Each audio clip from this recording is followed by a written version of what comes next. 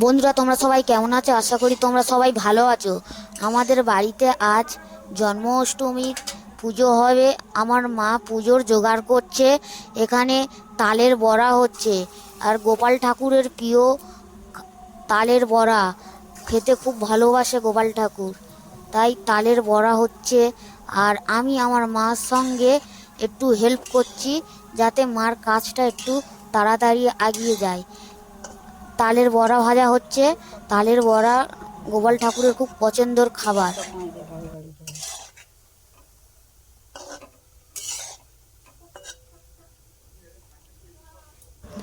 নারকোল নাড়ুও হয়েছে, ভোগ নিবেদন করবে গোপাল ঠাকুরের। আর লুচি করেছে, সুজি করেছে, আর ক্ষীর করেছে। এছাড়া মিষ্টি, লাড্ডু, ফল আছে। পুজোর জোগাড় হচ্ছে।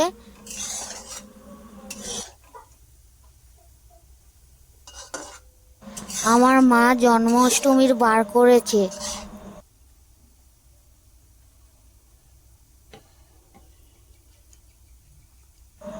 পিঠেটা হালকা লাল লাল ভাজা হয়ে এসেছে। এবারে বেশি ভাজা যাবে না। এই পিঠে হয়ে এসছে। আবার নতুন করে মা আবার পিঠে করবে। ওই কড়াইতে আবার পিঠে ছাড়বে, ছোট ছোট করে পিঠে ছাড়বে, আবারও হবে। তো এই পিঠেগুলো তুলে নেওয়ার জন্য মা ঝাঁঝি থেকে তুলছে।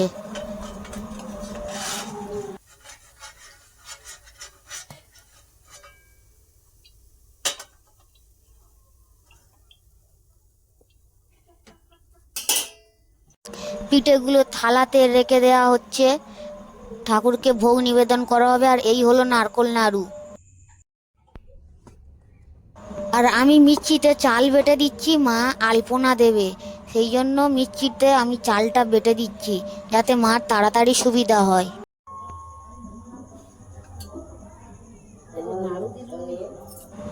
আলপনা দেওয়া হয়ে গেছে। ঠাকুরকে ভোগ নিবেদন করার জন্য মা ভোগগুলো ঠাকুরের বাটাতে দিচ্ছে। আমাদের বাড়িতে এমনি গোপাল ঠাকুর নেই, কিন্তু আমরা গোপাল ঠাকুরকে জন্মাষ্টমীর দিনে পূজা করে থাকি। ভালোভাবেই আমরা পূজা করি। আর আমাদের ঠাকুর ঘরটা পুরোটাই মাটির ঘর, খুব ভালো নয়। যদিও আমাদের আর্থিক কন্ডিশন খুব ভালো নয়, তাই আমরা করতে পারিনি। তো ঠাকুর এতেই সন্তুষ্ট হোক আছে।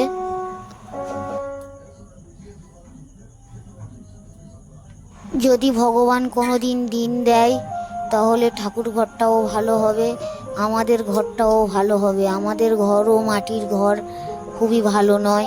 আমাদের করার সামর্থ্য নেই, তাই আমরা পাকা ঘর করতে পারিনি।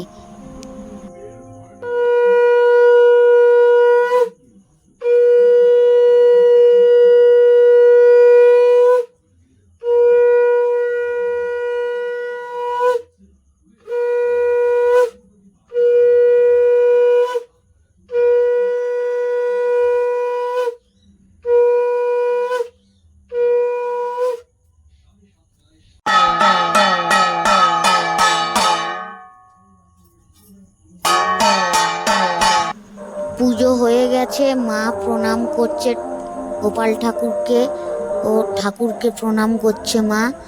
আর কিছু বাচ্চারা এসেছে, তার মধ্যে একটা ছোট্ট বাচ্চা আমার ভাইপো হয়, সে এসেছে পুজোর প্রসাদ নিতে।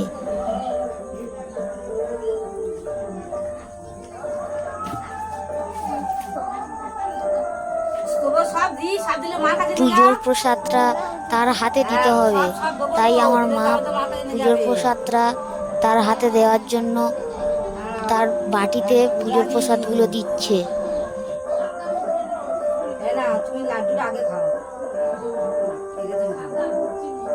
না, লাড্ডু খাও, লাড্ডু খাও, লাড্ডু খাও।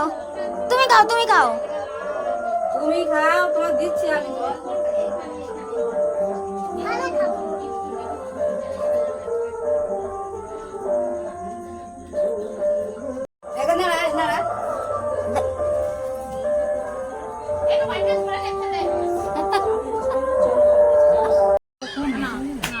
তারপরে চলে এসেছি পাশের বাড়ি কাকিমাদের বাড়িতে গোপাল ঠাকুরের প্রসাদ খেতে।